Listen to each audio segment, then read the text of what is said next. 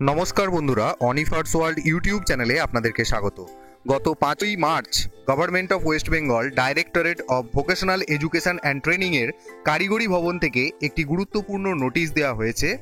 আপনারা সকলেই জানেন, রাজ্য সরকারের অন্তর্ভুক্ত যে সমস্ত কর্মচারীরা রয়েছেন তারা প্রত্যেক বছর ফেস্টিভ্যাল বোনাস পান। তো সেই বোনাস রিলেটেড এই নোটিফিকেশনটি আমি আপনাদের সাথে শেয়ার করছি। তবে এই বোনাসের যে নোটিফিকেশনটা আপনাদের সামনে রয়েছে সেটা কিন্তু রাজ্য সরকারের সমস্ত কর্মচারীদের জন্য নয়। আপাতত এটি ভিটিসি টিচার বা ইনস্ট্রাক্টর যারা রয়েছেন তাদের জন্য। তো নোটিশটিতে কি বলা হয়েছে সেটা আপনারা দেখে নিন। এখানে বলা হচ্ছে, head of all the running and affiliated grantee VTCs are requested to submit online requisition.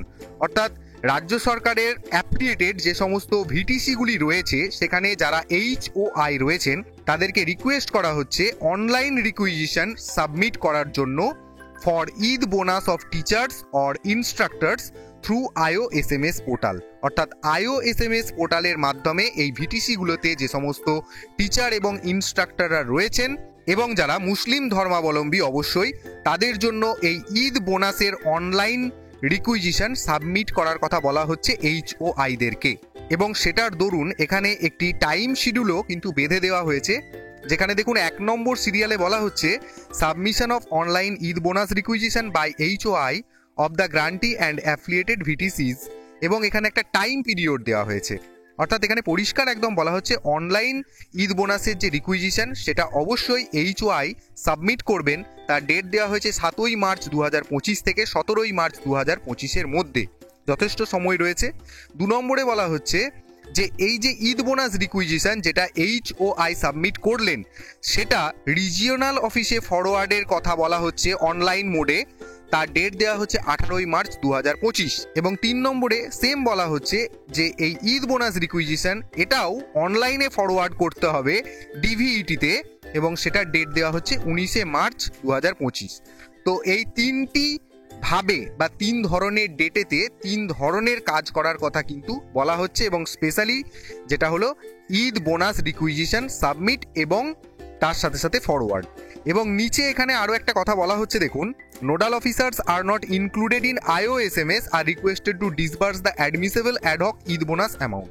তো যে সমস্ত নোডাল অফিসাররা রয়েছেন যারা IOSMS-এ ইনক্লুডেড নন তাদেরকেও কিন্তু এই ঈদ বোনাসের অ্যামাউন্ট ডিসবার্স করার জন্য কিন্তু বলা হচ্ছে, এবং সেটাও কিন্তু অবশ্যই ঈদ উল ফিতর উৎসবের অনেকটাই আগে, অর্থাৎ যত তাড়াতাড়ি এই বোনাসের অ্যামাউন্টটা ডিসবার্স করা যায় সেটার রিকোয়েস্ট কিন্তু এখানে করা হচ্ছে। তো এটা যদিও কারিগরি ভবন অর্থাৎ ভোকেশনাল এডুকেশন ট্রেনিং সেন্টারের কর্মচারীদের জন্য আপাতত এই অ্যাডহক বোনাসের কথা বলা হচ্ছে, তো রাজ্য সরকারের বিভিন্ন দপ্তর থেকে শিক্ষক শিক্ষিকাদের জন্য এবং আরও অন্যান্য যে সমস্ত দপ্তরগুলি রয়েছে সেখানে যারা মুসলিম কর্মচারী রয়েছেন বা মুসলিম ধর্মাবলম্বী কর্মচারী যারা রয়েছেন তাদের জন্য আর কিছুদিনের মধ্যেই এই অ্যাডহক বোনাস সংক্রান্ত নোটিশ কিন্তু আসতে চলেছে। তবে এখানে একটা ব্যাপার, অ্যাডহক বোনাসে আগের বছরেতে যারা এই অ্যাডহক বোনাসের নিয়মের মধ্যে পড়েন তারা 6,000 টাকা করে পেয়েছিলেন। তো এই বছরে অ্যাডহক বোনাসের অ্যামাউন্ট কি হতে চলেছে সেটা কিন্তু এখনো জানা যায়নি, বা যে এমোলিউমেন্টসের ব্যাপার রয়েছে সেই এমোলিউমেন্টসের স্ল্যাব বাড়ানো হবে কিনা সেটার বিষয়েও কিন্তু এখনো কোনো তথ্য পাওয়া যায়নি। তো এই ধরনের পরবর্তীতে এই অ্যাডহক বোনাস সংক্রান্ত যে নোটিশ রাজ্য সরকার বের করবে বিভিন্ন ডিপার্টমেন্টের জন্য, সেটা যখনই সামনে আসবে আমি আপনাদের সাথে শেয়ার করব। এবং আপনাদেরকে রিকোয়েস্ট করি ভিডিওটি সবার সাথে শেয়ার করুন, ও আপনারা আমার চ্যানেলে যদি নতুন হন তাহলে চ্যানেলটিকে সাবস্ক্রাইব করে নেবেন।